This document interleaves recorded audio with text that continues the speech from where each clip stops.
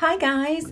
If you're new to my channel, welcome. And if you're a returning viewer, welcome back. Before we get started, I would like to give a shout out to AGtuber Anne and her channel, Now and Forever AG. A few days ago, she released a video called AGtube Small Channel Sunday Christmas Special, where she featured 8 channels and encouraged support and subscriptions to further each channel's success. And she generously included my channel. I'll put a link to her video down in the description so you can watch it too. Now let's get started. What you see before you is an electric toy oven from the 1950s, and you can use it with your 18-inch dolls. So I think of this as one of the first easy bake ovens. The oven as well as the eyes on top get hot, or at least fairly warm. During my research, I came across a picture of someone scrambling eggs using one of the eyes.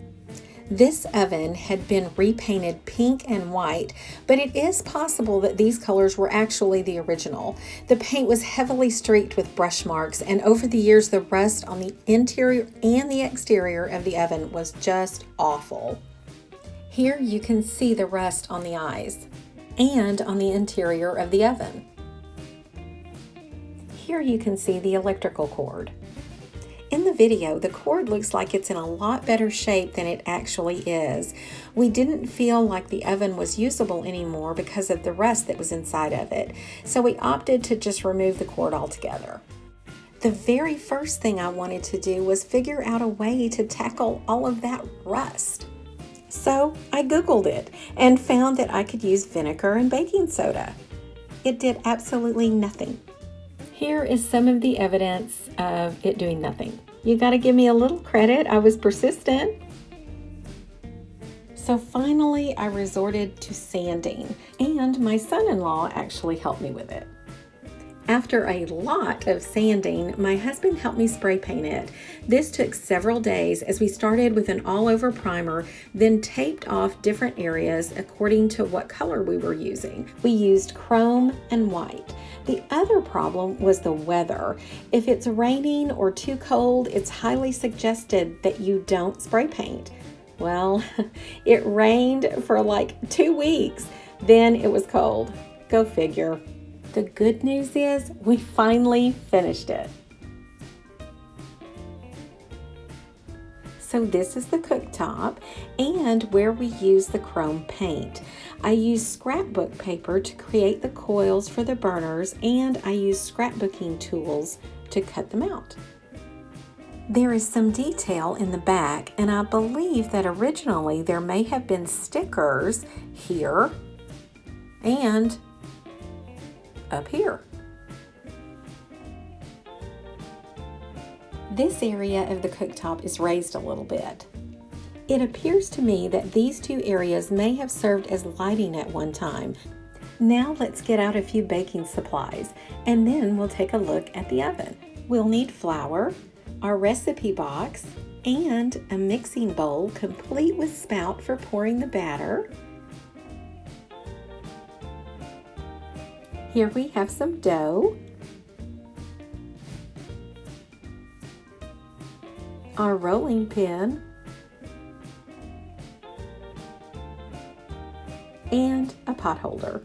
We're ready for baking. Here we were able to keep the original metal finish. This says burners, and I know it's very hard to see, but it does still say it. This says on and off. And we have the original knob, and you can turn it to on or off. And this side controls the oven, and it does say oven there, and then it says off and on, and again we have the original knob, and it turns on and off. And here we have the door to the oven.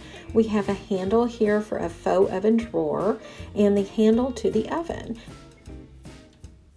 This here is the original, and you can even see the pink paint and the brand name, Heat Troll Oven. You have a glass viewing window, and the interior of the oven is basically a metal box, and originally came without an oven rack, so I made one out of cardboard. I used a marker to color it silver, and I used foam board to make supports to hold the rack in place. I used an existing rack that I had to make a template. Here is where I placed the black foam board, and I used alien tape to secure it to the oven walls.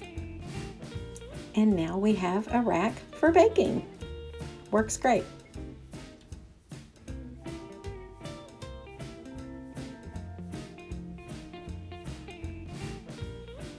And there's a little detail here at the bottom of the oven that also matches this at the top.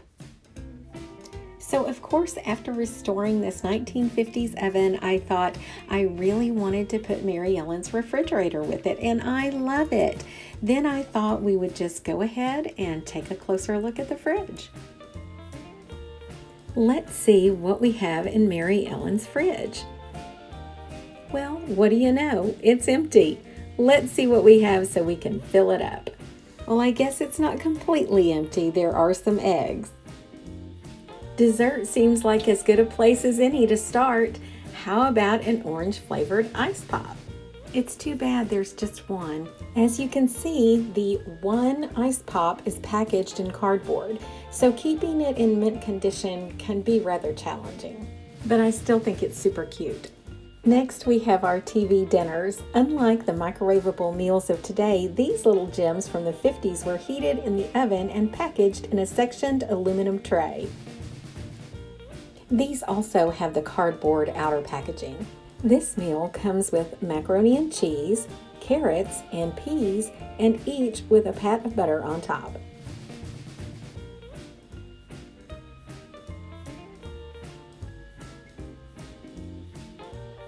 This next TV dinner comes with mixed veggies and with that little square pat of butter on top, as does the fluffy mashed potatoes.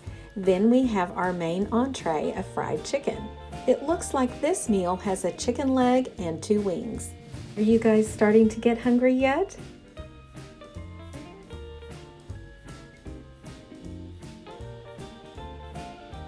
Our last TV dinner has mixed veggies and peas with butter, and the main entree is beef with gravy. It seems to me this meal should have come with mashed potatoes to go with the gravy. I don't know, what do you guys think?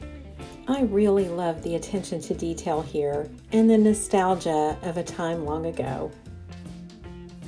Speaking of nostalgia, I remember my grandmother having these exact metal ice cube trays with the lever.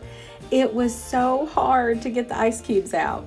Little fun fact for you, Maryellen's refrigerator was introduced back in 2016 and retired in 2019, and it sold for $150. Here we have a gelatin molded dessert with mint leaves and cherries for garnish. Next, we have a pink casserole dish with floral accent. Inside the dish is a casserole with peas, carrots, and corn. My family and lots of others had dishes just like these. There were all sorts of colors and designs. Here we have a sliced ham, complete with garnish. Perfect for serving to company.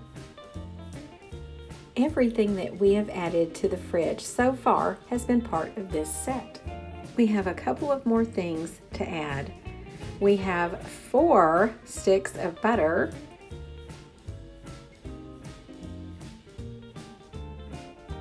and 2 bottles of milk with silver lids. These are of course plastic, but are designed to look like the old glass milk bottles of the 50s.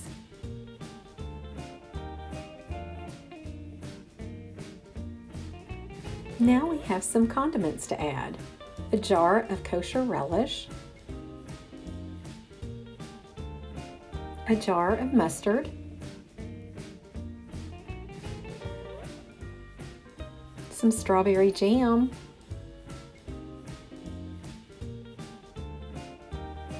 and some grape jelly. The last items that we'll add from this set are 3 bottles of orange flavored soda. When I went to gather all of the food items for this video, I discovered I only had 3 bottles. The set comes with 4. I hope I can find the other one. Our fridge comes with a produce drawer, but no produce was included in this set. So I'm using our generation veggies, with the exception of 1 AG pineapple. Let's fill up the drawer. We have some crisp lettuce, a pineapple, some red ripe tomatoes, a yellow pepper, and 2 red peppers. Now our kitchen is ready for Maryellen to do some baking. So I have a little story about the oven that I would love to share with you guys. When my youngest daughter was probably 7 or 8, we would often be on the lookout for things that she could use with her dolls. One day we went to an antique store that had a small section with all sorts of old toys. My husband and my older daughter saw the oven stacked up on an old cabinet, and my husband got it down and we decided that it would work great with the dolls. So I guess we've had it for probably at least 16 years. In all that time I would think about restoring it, but I just never did. That is until now. I really hope that you enjoyed this video, and if you did, please give it a thumbs up, and if you haven't already, please be sure to subscribe and click the notification bell. Thanks so much for watching. Have a great day. Bye.